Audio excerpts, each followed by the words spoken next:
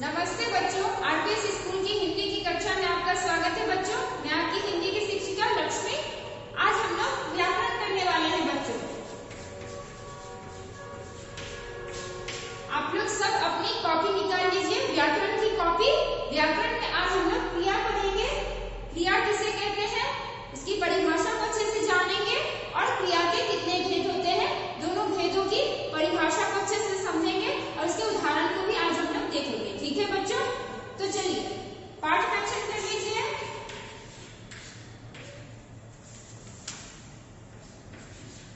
पाठ 14 है 14। आप लोग लिख लीजिए और अपनी कॉपी में इसको अच्छे से फेयर करना है। मैं यहाँ पे बस आप लोगों को समझाने के लिए बोलती हूँ और यही सब आप लोग अपने व्हाट्सएप ग्रुप में भेज देते हैं।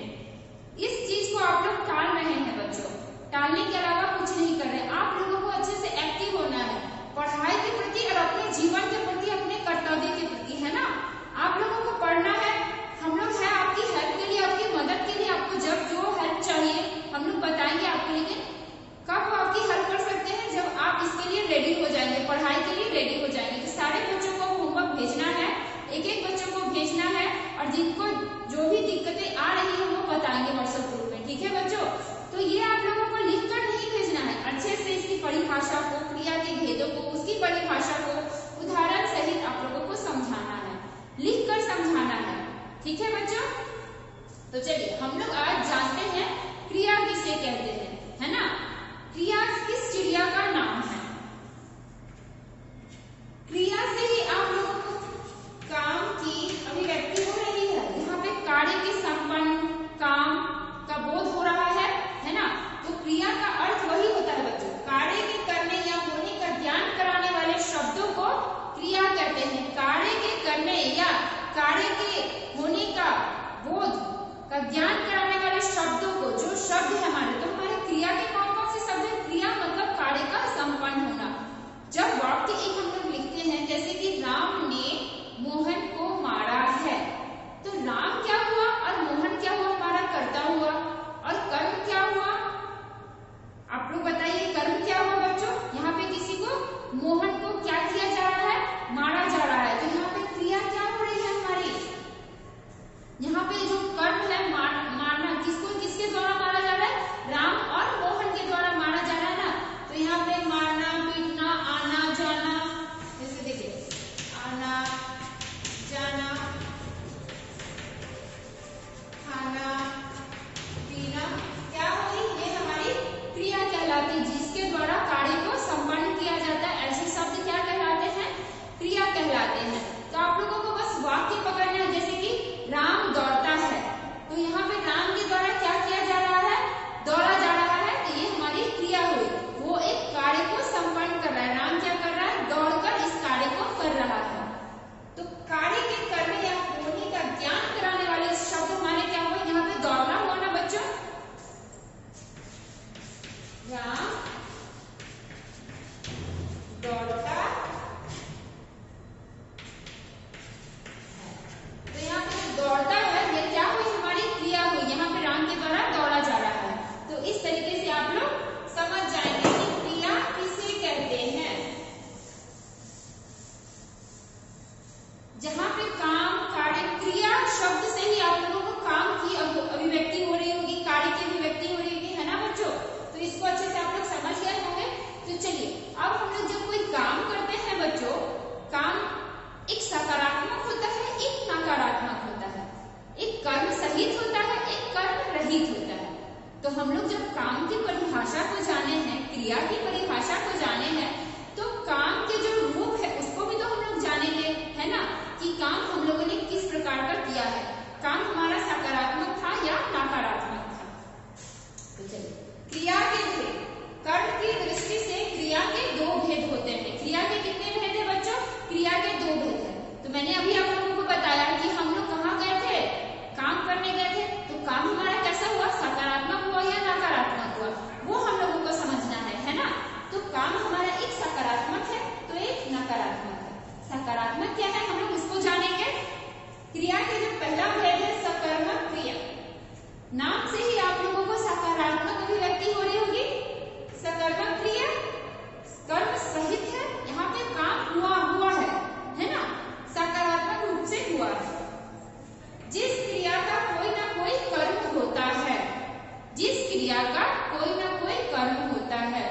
जैसे कि बच्चा दूध पीता है, तो यहाँ पे क्या है, पीना क्या हुआ, यहाँ पे क्रिया हुई, बच्चे के द्वारा क्या किया गया है, बच्चे के द्वारा क्या किया गया है, दूध को पी लिया गया है। तो यहाँ पे पीना क्या है, पीता है, क्या हुआ, यहाँ पे यह सकर्मक क्रिया हुई ना, यह कार्य हमारा सकारात्मक रूप से हुआ है और कर्म सहित हुआ है। जो हमारा कर्म था, जो हमारा मिशन था, वो हमारा पूरा हुआ है, तो इसे हम लोग क्या कहेंगे, सकर्मक क्रिया। ठीक है बच्चों, तो अब हम लोग जानेंगे कि जब हम लोग कोई सकारात्मक कार्य करने के लिए गए तो वो काम एक बार भी हो सकता है और 2 बार भी हो सकता है ना। यहीं पे मैं एक उदाहरण अभी लिखी थी कि बच्चा दूध पीता है, तो बच्चा एक बार भी दूध पी सकता है, बच्चा बार भी दूध पी सकता है ना, बच्चा खेलते खेलते दूध पी सकता है ना। तो इस प्रकार से हम लोग समझेंगे। तो सकर्मक क्रिया के भी 2 भेद, सकर्मक क्रिया के कितने भेद, एक कर्मक क्रिया और द्विकर्मक क्रिया। तो एक कर्मक क्रिया में क्या होता है बच्चों कि किसी कार्य को एक बार ही सिर्फ किया जाता है, केवल एक बार किया जाता है, और द्विकर्मक में क्या होता है कि किसी कार्य को 2 बार संपन्न किया जाता है। यहाँ पे देखिए, मैं परिभाषा के द्वारा आप लोगों को बता रही हूँ, जो मैं साधारण भाषा में आप लोगों को भी बताई हूँ कि 1 बार और 2 बार। जिस वाक्य में क्रिया का केवल कर्म होता है वह एक कर्मक क्रिया है, जैसे कि गीता सेब खाती है, बच्चा दूध पीता है, वह बाजार जा रहा है, राहुल चित्र बना रहा है, मैं जा रही हूँ, वह आता है ना। लेकिन द्विकर्मक में क्या होता है कि जिस क्रिया में 2 कर्म होते हैं, कर्म क्या है, कर्म हमारे क्या है, गीता सेब खाती है, गीता सेब खाती है, तो यहाँ पे सेब क्या है, हमारा कर्म है, तो यहाँ पे क्या हुई, यह एक कर्मक क्रिया हो। लेकिन जब हम लोग बोलेंगे कि गीता खाना खाने के साथ साथ सेब खा रही है, तो खाना क्या हो जाएगा हमारा, यह भी कर्म हो जाएगा, तो यहाँ पे 2 कर्म प्रधान हो गए, तो यह द्विकर्मक क्रिया।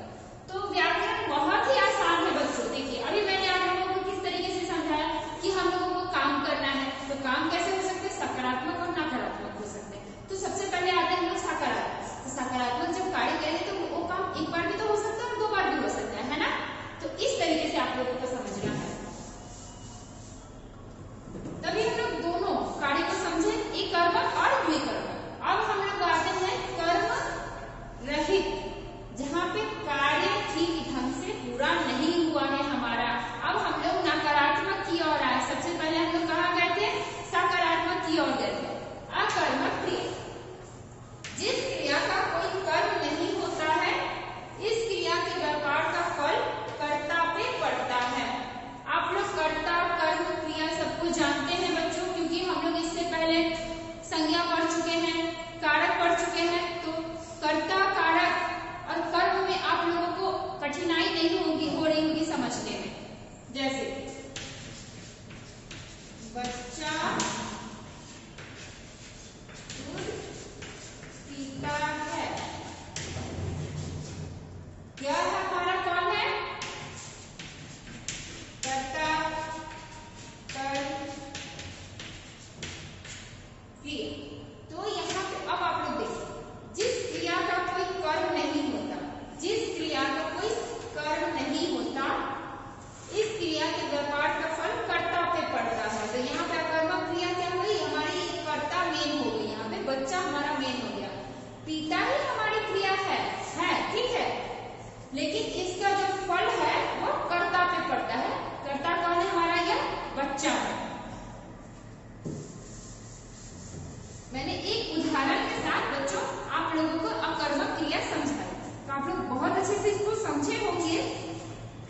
इसका फल तो मुझे एग्जाम में ही मिलने वाला है कि कितने बच्चों ने समझा है और अच्छे से पढ़ रहे हैं।